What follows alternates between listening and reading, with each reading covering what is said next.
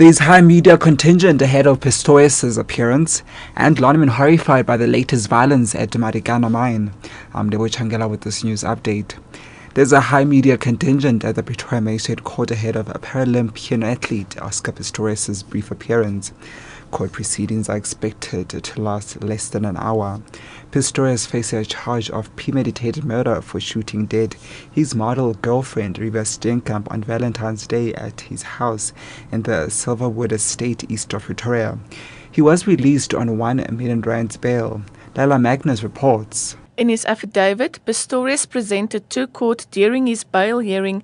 He says he is acutely aware of the crime situation in the country and was filled with horror and fear when he thought there was an intruder in his house. He shot 4 shots at the toilet door where he thought the intruder hid. He only realized it might be Steenkamp when she didn't answer him when he called her name and he couldn't find her in the bed. The case will be postponed today to a date in August this year. Lila Magnus, SABC News, Pretoria. Lonmin Executive Manager of Human Capital Abby Hoytler says they're horrified by the latest violence at the Marikana mine, in which one National Union of Mine Workers member was killed and another critically wounded. The two were shot near NUM offices. Tensions have been simmering at the mine amid claims by rival union AMCU that it is now the majority union.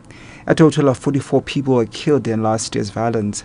The Marikana Commission will resume at its new location in Centurion in Pretoria today to continue probing the role of police in the August 2012 deaths.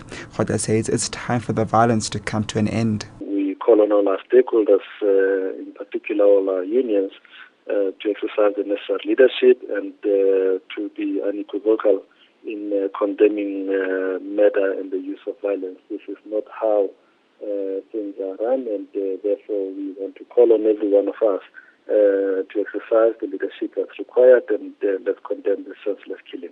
More rains are forecast for areas around Cape Town already battling with the effects of severe weather. The weather is expected to clear tomorrow. Those living in low-lying areas remain the hardest hit.